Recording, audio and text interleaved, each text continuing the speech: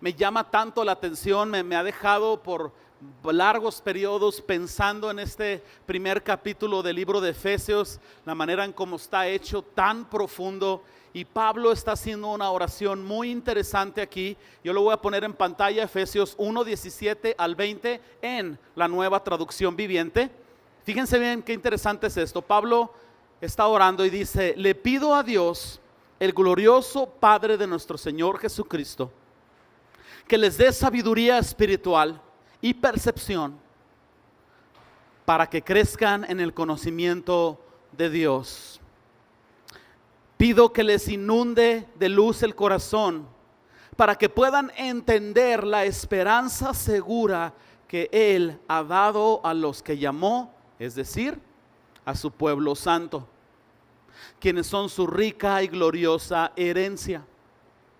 También pido en oración que entiendan la increíble grandeza del poder de Dios para nosotros, los que creemos en Él. Ese mismo gran poder que levantó a Cristo de los muertos y lo sentó en el lugar de honor a la derecha de Dios en los lugares celestiales. Pablo está orando que los cristianos, incluyéndonos nosotros, entendamos el poder que hay en Dios a través de creer, el poder que la resurrección nos da a nosotros. Claro, el Espíritu Santo involucrado, porque el Espíritu Santo resucitó a Jesús de entre los muertos, pero el poder de la resurrección es exactamente el mismo el poder que del Espíritu Santo. Y Pablo está orando porque los cristianos entiendan. ¿Por qué razón? Porque aquel que no entiende la esperanza a la cual Dios le ha llamado, aquel que no entiende el poder que está a su alcance, va a terminar viviendo un cristianismo deficiente. Es como si tú estuvieras orando porque Dios te proveyera para unas llantas y eres dueño de la Michelin. ¿Me entiendes? Entonces es como que, híjole, si tan solo este tipo tuviera poquita congruencia y diría: pues yo soy el dueño de la Michelin, yo puedo ponerle una llanta cada día nueva si yo quiero. Es como si tú estuvieras orando que Dios te proveyera de algo fresco y trabajas en un Oxxo, ¿no? Sería incongruente que los cristianos, o tal vez es incongruente que los cristianos vivan sin entender el poder que está al alcance de la fe en Jesucristo. Si tú no abrazas este poder, no tomas mano de él, no abrazas esta esperanza, ¿sabes qué va a suceder? Tu cristianismo será deficiente o será incompleto. Tu cristianismo será tan débil que cuando venga un viento de doctrina, tú lo vas a abrazar y lo vas a seguir. O cuando venga una tribulación, tú te vas a desilusionar con Dios, porque vas a tener tu mirada puesta aquí y vas a estar esperando que Dios sea algo semejante a Buda, que arregle tus problemas con milagros y cosas espectaculares, y que nunca tu fe sea probada y ejercida. Pero es la esperanza de saber que este mundo no es nuestro hogar, que estamos aquí de paso, que tenemos la misión de la evangelización y el discipulado del mundo. Es esa esperanza la que nos tiene de pie y nos dice: yo puedo soportar esto, porque allá viene el momento donde la redención será completa en mi vida. Es lo que Pablo está orando, porque necesitamos entenderlo. Entonces creo correcto que en este momento nosotros levantemos una oración para entrar de lleno en lo que vamos a hablar. Señor, nosotros venimos en oración pidiéndote de la misma manera, Señor, que tú nos llenes de luz el corazón, que tú nos des sabiduría espiritual, que tú nos des percepción, para que nosotros podamos crecer en el conocimiento de ti, Señor. Que nosotros podamos crecer de tal manera que podamos entender la esperanza segura a la cual tú nos has llamado.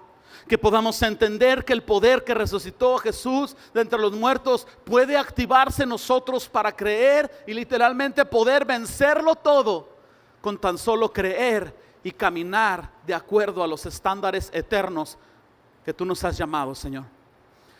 Ayúdanos literalmente, Señor, a tener nuestra mirada puesta en ti y no en los hombres, no en las circunstancias, ni siquiera en la iglesia. En ti, Jesús. Lo pedimos en el nombre de Jesús. Amén. Muy bien.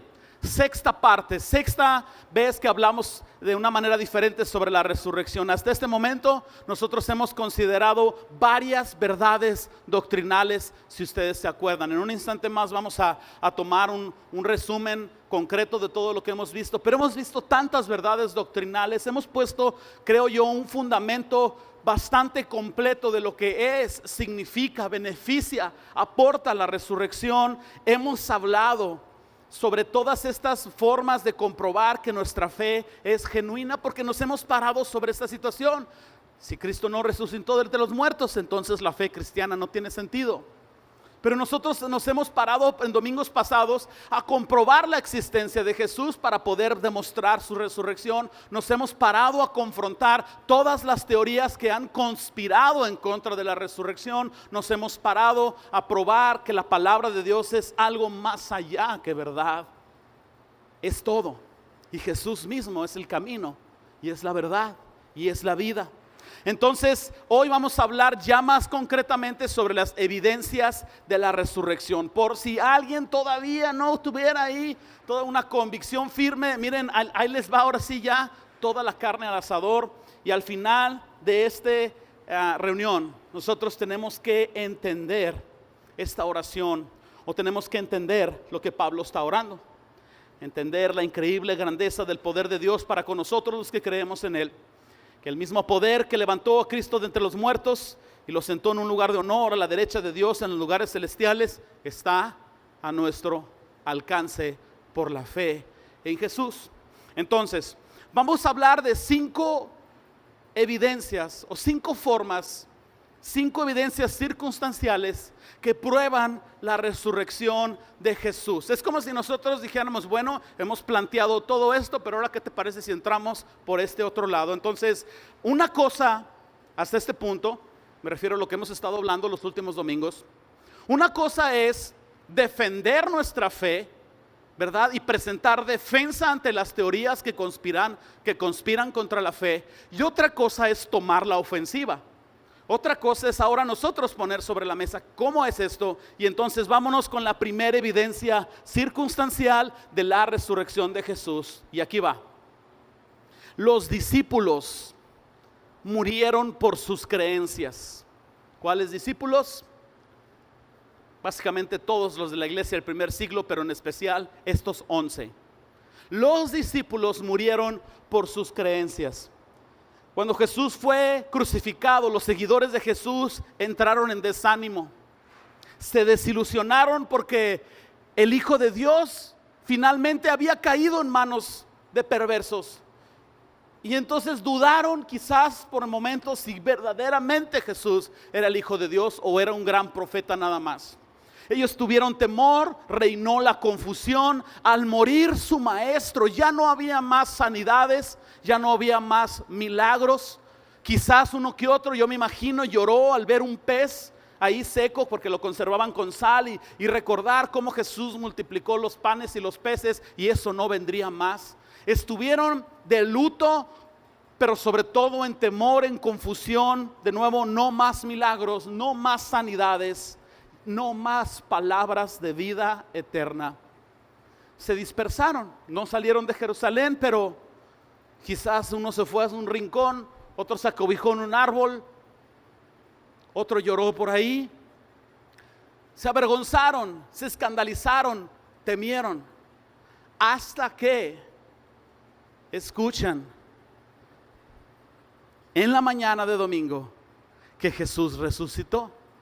Y no solo lo escucharon, fueron algunos de ellos a la tumba, Juan, Pedro ahí, y llegaron y vieron la tumba vacía. Al cabo de unos días Jesús se manifiesta a sus vidas, lo hemos leído, y les dice, paz a vosotros. En otra segunda aparición Tomás está tocando estas heridas totalmente sanadas de los clavos en los pies y manos, el costado también. Hasta ese momento toda esa confusión, toda esa duda empezó a desaparecer de sus vidas. Y digo todo esto en esta forma tan dramática porque en este contexto, en este ambiente donde sus corazones están latiendo, camino de Emaús, algunos de los discípulos decían, no ardía nuestro corazón cuando escuchábamos nuevamente sus palabras. Ok, en este contexto Jesús está diciendo?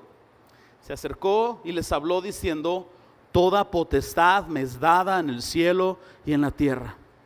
Por tanto, id y haced discípulos a todas las naciones, bautizándolos en el nombre del Padre y del Hijo y del Espíritu Santo, y enseñándoles que guarden todas las cosas que os he mandado. Y he aquí yo estoy con vosotros todos los días y hasta el fin del mundo.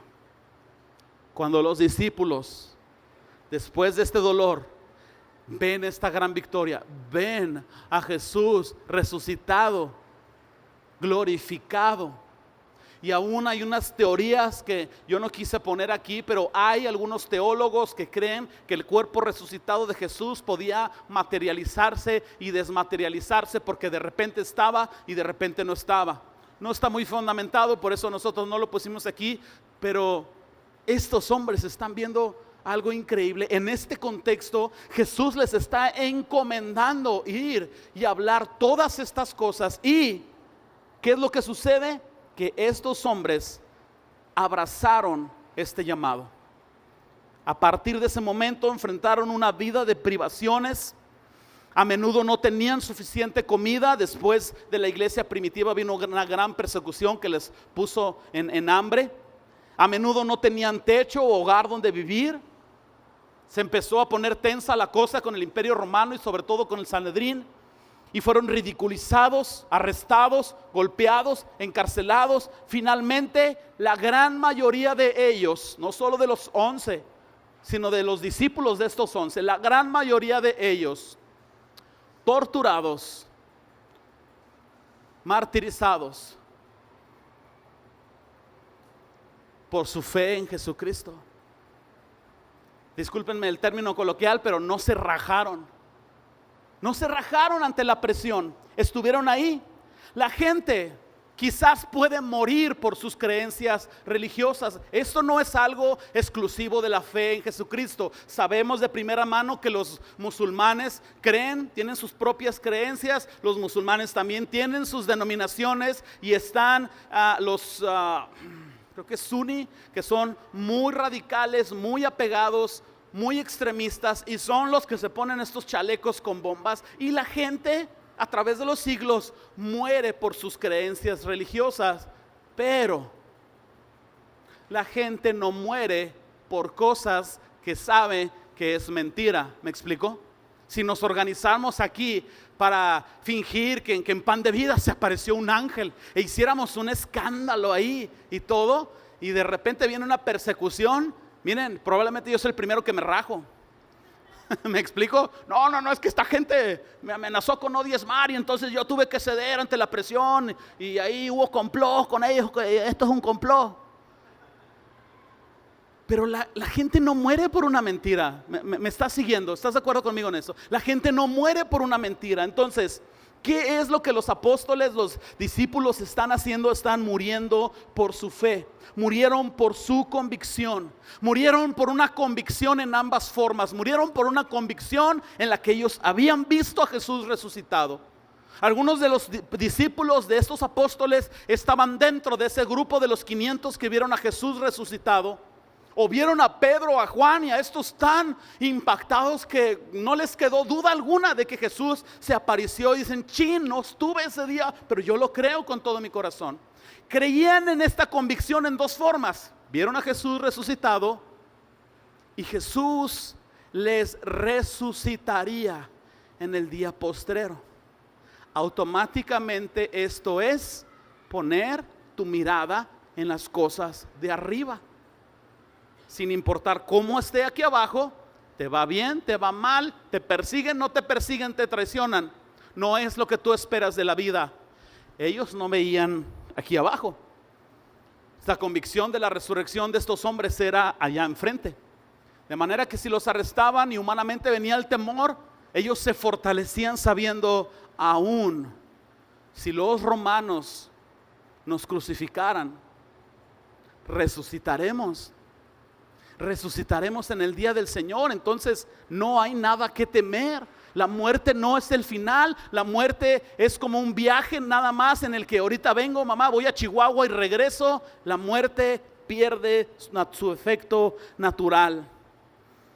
Déjame hacer un paréntesis en medio de esto para poder comprender lo que estamos hablando, cómo es que los discípulos murieron por sus creencias. En 1970, en el gobierno de Estados Unidos, se desata un escándalo, ¿verdad?, que alcanzó las noticias internacionales. Resulta que en 1970 hubo un robo a unas oficinas de un partido político demócrata, y estas oficinas se llamaban Watergate. Y este escándalo, si tú lo buscas ahí en Wikipedia o lees algún libro por ahí de historia, te vas a dar cuenta que se le denomina el escándalo de Watergate. Entonces, ¿qué pasó? Que se robaron unos documentos. Eso inició una investigación por parte de la fiscalía. Y esta investigación era para ver y comprobar la sospecha de corrupción en el presidente Nixon de aquel tiempo y todo su gabinete, todo su staff. Temiendo a la prisión, este grupo de intelectuales, no sé en qué manera, pero se organiza para establecer un solo complot. Y entonces el peje diría, aquí hubo complot. Y se organizan para un complot y dicen, bueno, si nos preguntan, si hacen esto, si dicen aquello, todos nosotros vamos a decir esto. Y entonces la presión agrandó la cosa. La prensa estuvo ahí, la prensa internacional, auditorías revisando documentos, esto por aquí, esto por allá. La presión empezó a aumentar. Y dejemos claro el ejemplo que estoy tratando de poner. Este grupo de hombres no son simples licenciados en leyes graduados de la Universidad de Santiago Papasquian ahí en un pueblito en Villa Ahumada. Estos hombres son graduados de Yale, de Harvard, de BYU, de las universidades más reconocidas en Estados Unidos. No solo graduados en leyes, doctorados, con maestrías, varios títulos sobre de ellos, décadas de experiencia al respecto. Básicamente este grupo de hombres son el grupo de intelectuales más equipado, más preparado, probablemente más poderoso del mundo entero en el año 1970. ¿Me estoy logrando explicar?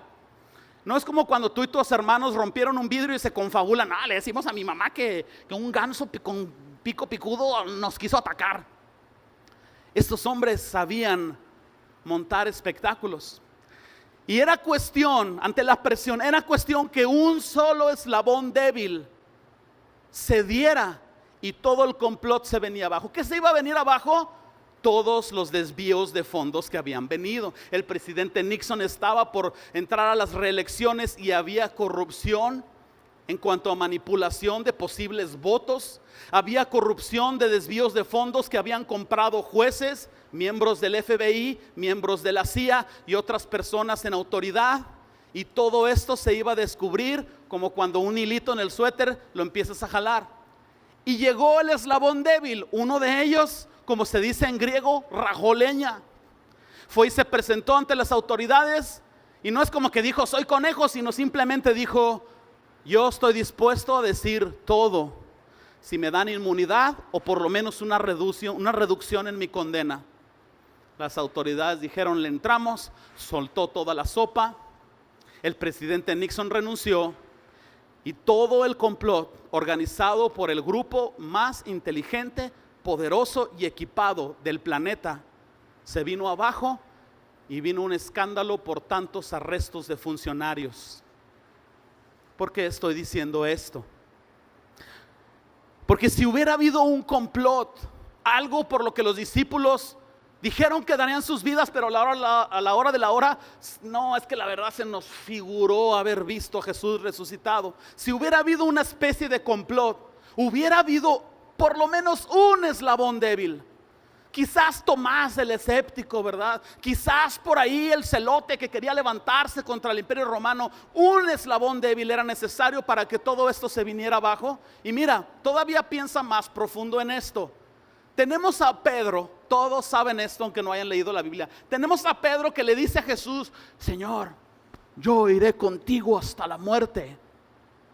Y cuando vino el escándalo de que Jesús fue arrestado, ni siquiera azotado todavía, ni siquiera el dictamen de ser crucificado, solamente arrestado por las autoridades de Israel se escandalizaron, salieron corriendo.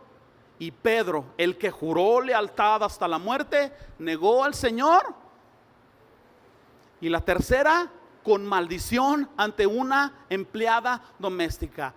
Pedro, el papas fritas de los discípulos, con maldición negó a Jesús ante la presión social. ¿Tú crees que después de ver a Esteban apedreado y Esteban recibiendo las piedras diciendo, Señor, no tomes en cuenta este pecado, ¿tú crees que a algunos de ellos no entró temor? ¿Tú crees que esto no provocaría que el eslabón débil se quebrara? ¿Tú crees que de ver a cristianos nuevamente crucificados, encarcelados, golpeados? Mira, se desató una persecución tan terrible que de alguna manera estos hombres tuvieron que mantenerse tan firmes que literalmente dieron sus vidas en diferentes formas, como hemos mencionado. Y ni uno solo de ellos, la historia ha testificado, que haya dicho, exageramos, Jesús no resucitó. Todos ellos dieron sus vidas por Jesús. ¿Qué fue lo que cambió en Pedro que lo hizo ser tan valiente? De rajón a super valiente. ¿Qué fue? ¿Se puso la capa de Superman? ¿Encontró el anillo de linterna verde? ¿Qué fue? Tú lo sabes. Número 1, el poder del Espíritu Santo en él. Número 2, la convicción de la resurrección. El asunto es que tenemos la tendencia no lo digo de ninguna manera mal, ni quiero que me lo tomen en una manera equivocada, pero tenemos la tendencia a poner nuestra atención en el Espíritu Santo, lo cual es correcto, y decir, aquí está el poder del cristiano. Pero ¿en qué manera nosotros podemos divorciar el poder del Espíritu Santo del poder de la resurrección si operan juntos? El propio Espíritu Santo confirma en tu corazón que Jesús resucitó de entre los muertos, te muestra a Jesús, te da la valentía y te da el entendimiento, porque es lo que Pablo está orando, lo que vimos al principio, te da el entendimiento de saber que realmente lo importante es lo que viene y es lo eterno. ¿Qué fue lo que cambió? Fueron llenos del Espíritu Santo y tuvieron una convicción de que Jesús había resucitado. Por eso Pablo está orando que los cristianos entiendan esta verdad. Segunda evidencia circunstancial es la conversión de los escépticos. Mira, había muchos escépticos. Podemos mencionar muchos casos al respecto, pero déjame plantear uno de ellos.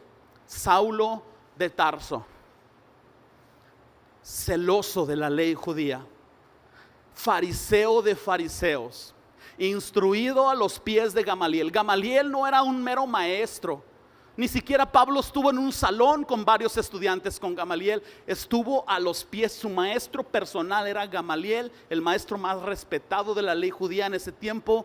Pablo era literalmente el jefe de los Avengers y de la Liga de la Justicia juntos, y del Chapulín Colorado, mételo hoy también. Saulo de Tarso era celoso a tal grado que perseguía a los cristianos, los arrestaba, oía a alguien predicar y Pablo iba sobre de ellos. Sabía que alguien había mencionado Jesús, iba sobre de él. Pablo iba casa por casa, tumbaba la puerta, agarraba a los cristianos, los golpeaba delante de sus hijos o golpeaba a sus hijos delante de sus padres. Y si había alguna manera de fingir o justificar la lapidación, que era muerte por apedrearlo, Saulo consentía las muertes de ellos, como consintió la muerte de Esteban. Hasta que, camino a Damasco, Saulo tiene un encuentro con Jesús. Y tampoco me vayas a tomar en un sentido equivocado lo que estoy diciendo. Saulo no solamente tuvo un encuentro con Jesús, como lo tuvo Zaqueo. Todo aquel que tiene un encuentro con Jesús es transformado, ¿verdad? Zaqueo fue transformado. Sin embargo, yo creo que hay una diferencia muy importante entre Zaqueo y Saulo, porque Saulo se encuentra con Jesús resucitado y el resplandor, y todavía cayó al suelo y le dijo, ¿qué quieres, Señor? reconociendo inmediatamente la autoridad que Jesús había proclamado: toda potestad me es dada en el cielo y en la tierra. Y Saulo está ahí ante la majestuosidad. Yo creo que este encuentro contó bastante, y pudiéramos decir de la noche a la mañana, no fue tan así, pero pudiéramos decir de la noche a la mañana, Saulo de Tarso se convierte ahora en Pablo, el máximo perseguidor de la fe cristiana. Se convierte, y ahora se convierte, perdón la repetición, en el máximo defensor de la fe cristiana. ¿Cómo explicamos históricamente esto? Michael Martin, un crítico del cristianismo, un hombre que atacó constantemente el cristianismo, dijo: si la conversión de Pablo al cristianismo cuenta como evidencia a favor de la verdad de la resurrección, también debería de contar la conversión de Mahoma al Islam como evidencia a favor de la verdad de que Jesús no resucitó, dado que los musulmanes niegan la resurrección. Entonces, Martin está tratando de decir: bueno, si tú crees que él se convirtió y eso comprueba la resurrección, pues se convirtió a otro lado y ellos no creían. Entonces es simétricamente la oposición a tu creencia de la resurrección. Sin embargo, podemos analizar esto en una manera como lo hemos hecho veces pasadas. Para empezar, no sabemos nada de Mahoma. No hay registros históricos de él, de nada. No hay registros de arqueología o de historia. No hay registros que hablen del poder de Mahoma con un pueblo, con una nación, con esto. Contrario a los siglos de historia y comprobaciones que hay de Dios llamado Jehová, o el gran yo soy, tratando con el pueblo escogido de Israel, formándolo de una nación, de una promesa a través de Abraham y toda su descendencia. No hay nada en Mahoma al respecto, no hay nada en Alá al respecto. Todo lo que sabemos, o lo que se sabe, es que de repente este compadre se fue a una cueva y bajó con una revelación del Corán diciendo que Alá se le apareció. No hubo testigos oculares de esto. Alá se le apareció y le dio el Corán. Y de la noche a la mañana, contrario al canon, al establecimiento del canon de la Biblia, de la noche a la mañana él llega con un Corán y dice: esa es la verdad de Alá. Lo mencionamos semana pasada. El proceso del canon de la Biblia fue hecho en 16 siglos. Es un proceso de 1600 años. Más de 40 autores diferentes vivieron en épocas diferentes, y todos ellos conservan la misma línea de la ley, el Mesías, Jesús, resurrección, la iglesia, Apocalipsis, Cristo regresará. Finalmente, el Corán fue escrito 7 siglos después de la resurrección de Jesucristo. ¿Qué tenían que decir estos musulmanes al respecto? Y todavía más aún, los musulmanes ganaron la lealtad y ganaron influencia y ganaron poder sobre los pueblos que conquistaron a filo de espada. La gente no se convertía al Islam porque viniera una convicción interna o una afección moral de la cual ellos quisieran ser transformados, o una revelación de un Dios verdadero. La gente se convertía al Islam porque ellos proclamaban lo que dijo el chinito: o copelas o cuello. Es verdad, los musulmanes adquirieron sus seguidores por vía de conquista, porque el Corán establece, y esto es donde hay divisiones entre ellos, el Corán establece que los infieles, te tengo noticias, tú eres un infiel por no convertirte al Corán. Los infieles deben de convertirse al Islam o deben morir. Eso dice el Corán. Entonces, literalmente es coperas o cuello, y después de la conquista y deber morir, la gente dice: no, yo, como dije ahorita, no soy conejo. No, pues ¿dónde está el tapetito? Y me hinco a las 6 de la mañana, yo y mis hijos. ¿Has oído del yihad, la guerra santa? ¿Sabes qué es el yihad? El yihad es la guerra santa viéndolo desde la perspectiva islámica, es la guerra santa en contra de los infieles, por lo que dice el Corán. Los que siguen a Alá y han leído el Corán y se apegan literalmente a sus enseñanzas, dicen: si estos infieles no se convierten, ellos deben morir, y nosotros nos vamos a plantar en esta guerra santa hasta sus últimas consecuencias. ¿Quiénes son los principales enemigos del Islam? Israel. Porque si tú lo ves desde la perspectiva islámica, Israel es una nación aferrada a su ideología del único Dios verdadero, aferrada a sus 10 mandamientos, aferrada a sus rituales. Y de ahí se desprende, ¿verdad? De nuevo lo estoy narrando desde una perspectiva islámica. De ahí se desprende tal vez su hermano o su primo llamado cristianismo. Y eso nos lleva al occidente, donde entre comillas consideran a Estados Unidos y Europa. Europa es más ateo que nada, pero se le considera, ¿verdad?, que apoyan el cristianismo y son infieles y son el enemigo número 1 del Islam.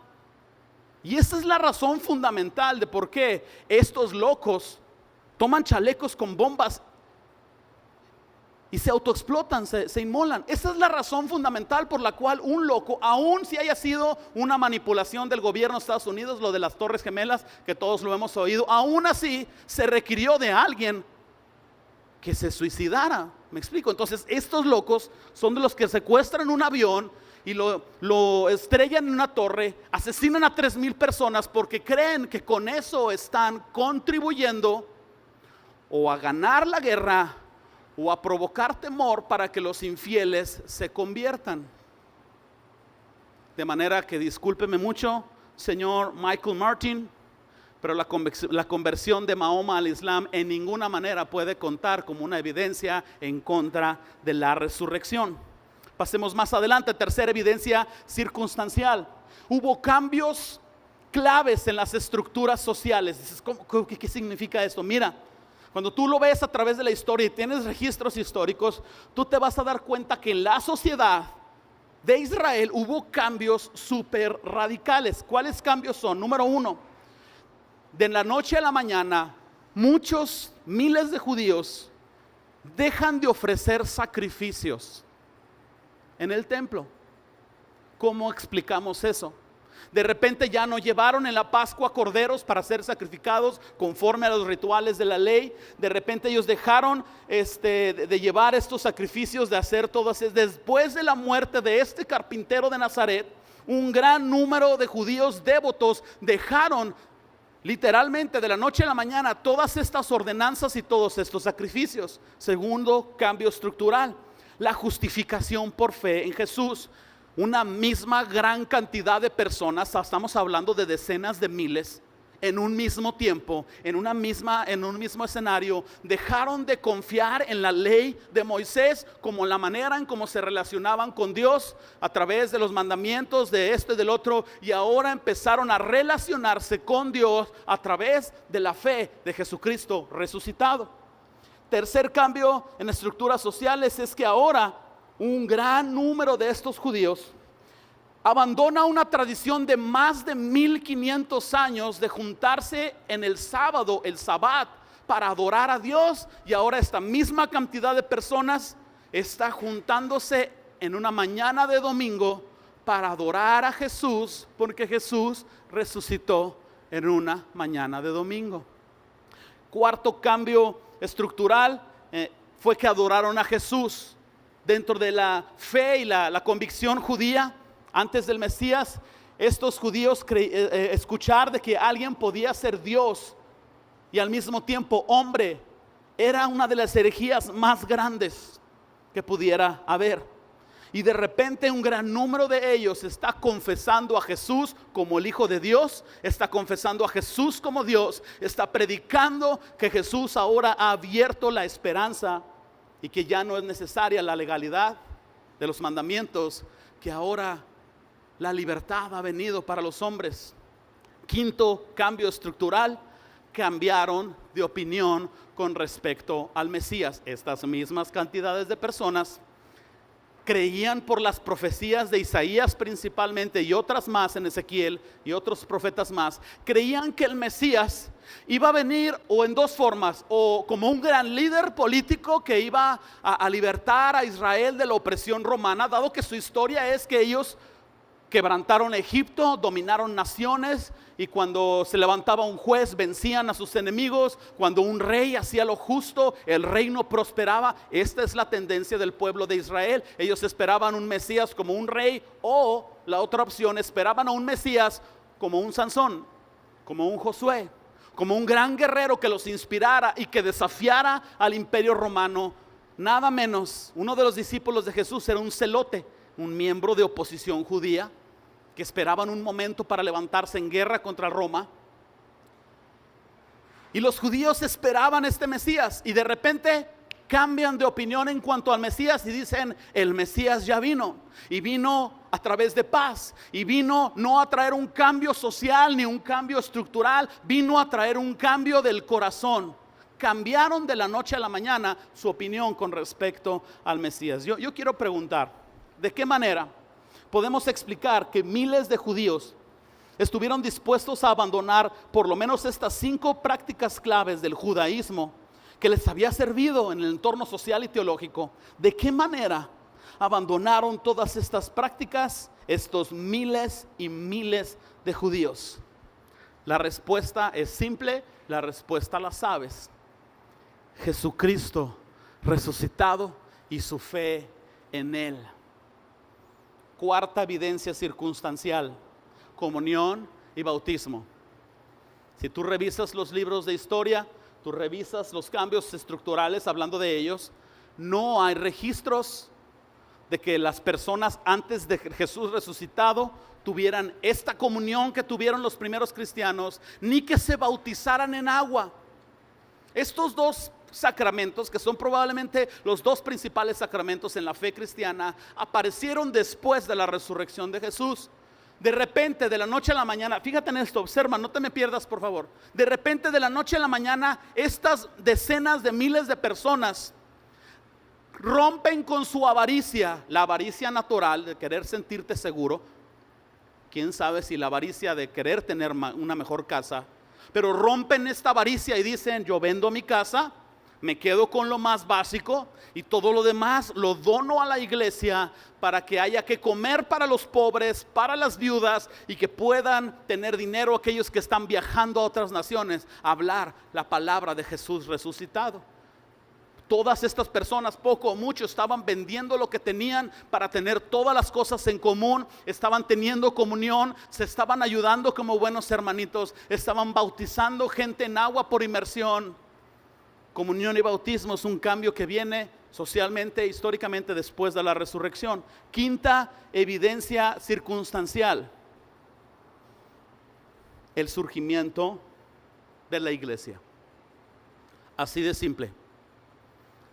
Revisas históricamente, antes de la resurrección, año 33, no existe tal fenómeno social, estructural o religioso. No existe. Después de la resurrección existe a grandes escalas de personas. La iglesia existió después del día de Pentecostés. La iglesia existió después de la resurrección de Jesús. Entonces, cuando existe un cambio radical en una estructura social, los historiadores lo primero que hacen es encontrar el gatillo, el catalizador, la razón fundamental por qué hubo cambios. Ellos tal vez investigan y dicen: bueno, hubo una crisis, una sequía que provocó crisis y eso los llevó a la guerra. O hubo la invasión de este reino y eso los provocó a ser agresivos y guerreros cuando no lo eran. Y lo único que encuentran los historiadores es la fe en Jesucristo resucitado antes y después de la formación de la iglesia. De manera que el surgimiento de la iglesia cristiana comenzó después de la muerte y resurrección de Jesucristo, y se propagó tan rápido en un tiempo tan corto que literalmente afectó toda estructura social de su tiempo. Ahora en la mañana tomé un libro y se me olvidó el nombre, hasta lo quería anotar, de un hombre que para el año 200, Tíquico, Tácito, no me acuerdo, que declaró que no existía una nación en el mundo para el año 195 después de Cristo. No existía una nación que no fuera cristiana o en la cual no hubiera la presencia de cristianos. De repente esto llamado iglesia, si lo pudiéramos llamar un movimiento, que no lo es, empieza a crecer y empieza a triunfar sobre todas las ideologías rivales. Mira, tuve, no sé si la gracia o la desgracia de ser líder de adolescentes por muchos años y después de jóvenes. Me encantan los jóvenes, no se agüiten los señores, pero los jóvenes son moldeables, son radicales. Qué difícil es cambiar la manera de pensar de un señor, francamente hablando. Cámbialo, haz cambiar a alguien su opinión del Cruz Azul o del América, sin ofender a nadie. No, que no. El Cruz Azul aunque no gane, o el América aunque tenga todo el dinero del mundo y sea corrupto, el América, y hazlo cambiar. Señor, nada más es un ejemplo, Arturo, nomás es como para entender aquí, ¿sí sabe? Omar, no se van a pelear, nomás es un ejemplo. Hazlos cambiar de parecer. Hazme cambiar de parecer a mí de los patriotas. Haz cambiar a alguien de su mentalidad. Qué difícil. Ahora, júntalos. Haz cambiar a las personas de sus tradiciones. Quítales los huevos de Pascua a los del Paso, que ni son gringos ni mexicanos. Perdón, hoy yo vengo picoso. Quítales los huevos de Pascua de la noche a la mañana. No puedes. ¿Cómo creas esos cambios de la noche a la mañana? ¿Cómo es que la iglesia afectó toda estructura social y cultural de su época? Triunfó sobre toda ideología y finalmente desafió al Imperio Romano y se sobrepuso al Imperio Romano. Mira, el Imperio Romano no existe como tal al día de hoy. Se diversificó en la Iglesia Católica de Roma, ¿verdad? Hay una expresión en una manera espiritual diferente, pero el Imperio Romano como tal, gobernando el mundo a través de un César, dejó de existir, se quebrantó, ya no existe. Pero la iglesia, hasta el día de hoy, prevalece. Si tú fueras un marciano, por favor no voltees a ver a tu compañero. Hay 2, 3 de ustedes que sí parecen marcianos, ¿verdad? Pero les amamos y les recibimos en esta congregación tal y como son, ¿verdad? Yo sé que hay 2, 3 que dices, ay, ¿qué onda con este? ¿Viste al frente? Aguántate, al final lo ves. Nada más es un supongando. Si tú fueras un marciano en una nave espacial y tu nave espacial con un telescopio así de visión superpoderosa térmica estuviera viendo la iglesia del primer siglo, en ese tiempo marciano, ¿tú pensarías que la iglesia iba a sobrevivir al Imperio Romano? No, nunca jamás. Nunca jamás. Tú dirías, no, estos tipos los van a acabar apresando a todos y extinguiendo. Pero mataban a uno y se levantaban 100. ¿Me explico? Quemaban a uno públicamente y se levantaban otros 100.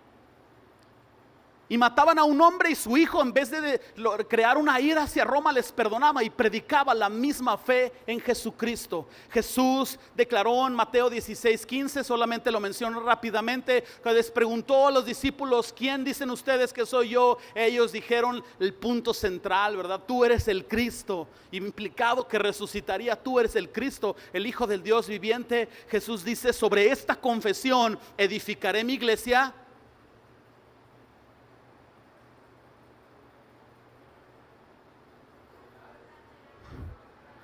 Más fuerte. Muy bien, esta sección haga como que se lo sabe. Las puertas del Hades no prevalecerían contra ella. El Imperio Romano vino, el Imperio Romano se fue. Otros imperios vinieron, otros imperios se fueron. La iglesia de Roma persiguió el cristianismo y la iglesia de Roma bajó sus estándares y la reforma dio nueva vida a la iglesia. Ministerios han venido, ministerios se han ido. Predicadores se han levantado, predicadores ya no han estado. Y una sola cosa prevalece, una sola cosa ha sobrevivido: el comunismo de los años 40, 50, 70. Una sola entidad está sobreviviendo la persecución del Estado Islámico y se llama iglesia, la cual existió después de la resurrección de Jesucristo. Amén. Wow.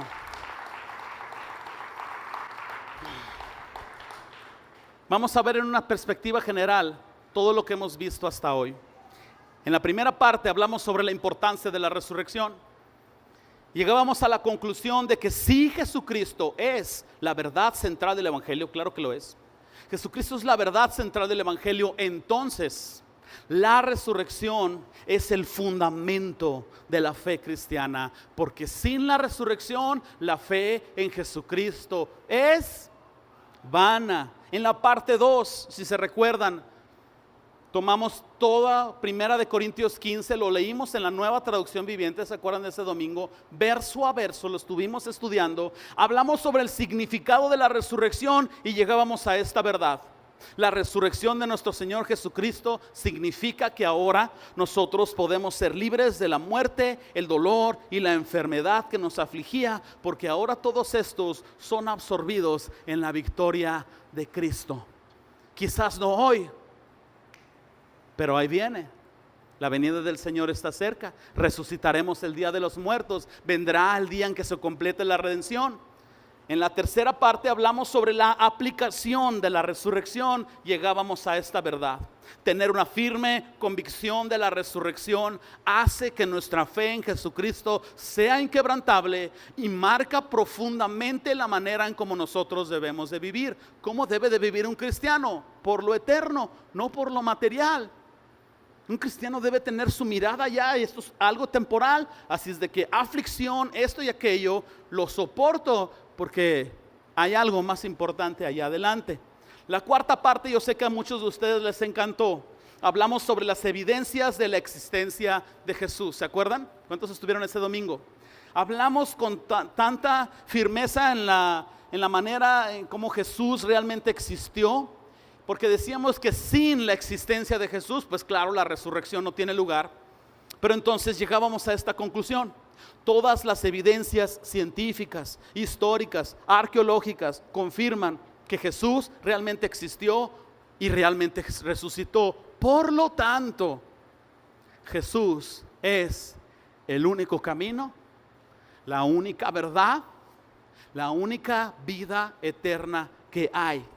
En la parte número 5, tan solo una semana atrás, hablamos sobre el credo de los apóstoles y confrontamos las teorías conspiradoras y abrazábamos el credo de los apóstoles. Siguiente vez que leas 1 de Corintios 15, no te brinques los versículos del 3 al 4 tan rápidamente, porque ahí está el credo más antiguo que existió y comprueba la resurrección de Jesús tan tempranamente. Cristo murió por nuestros pecados conforme a las Escrituras y fue sepultado y resucitó al tercer día conforme a las Escrituras. Y esta es una prueba poderosa a favor de las apariciones de Jesús.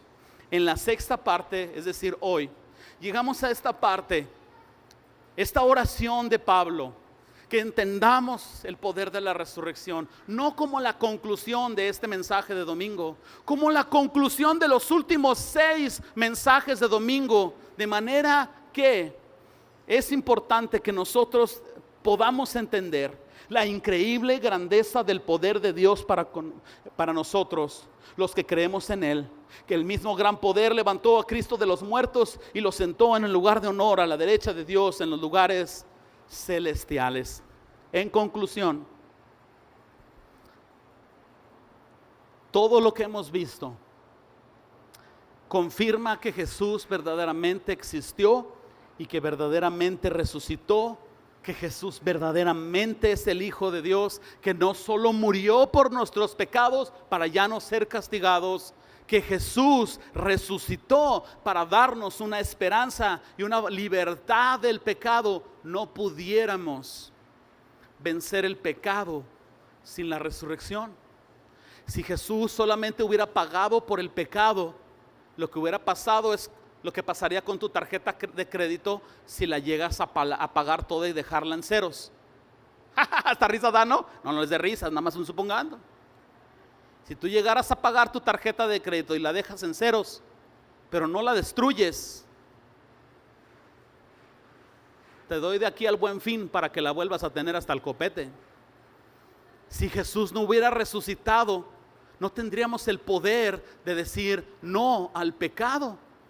La humanidad no tendría deuda, pero al día siguiente la humanidad iniciaría una nueva deuda, porque no hay posibilidad de que el humano nazca de nuevo y sea transformado para iniciar una nueva vida santa.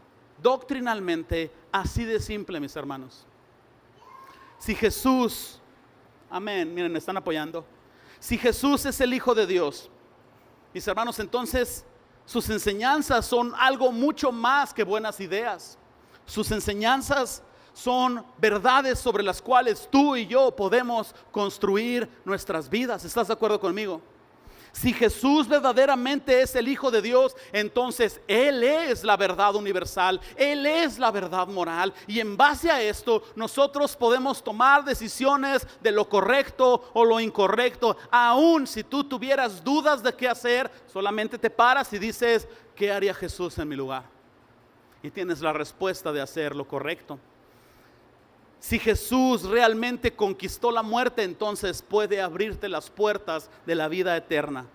Si Jesús es quien Él dice que es, creo que Jesús merece toda mi lealtad, toda mi devoción, todo mi compromiso.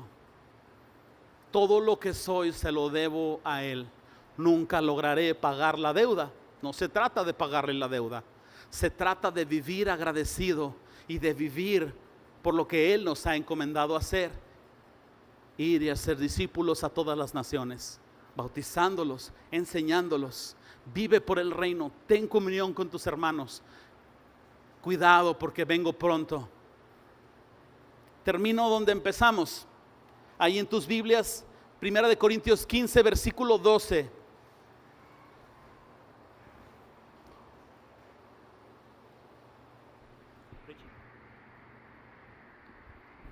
Primera de Corintios 15, 12.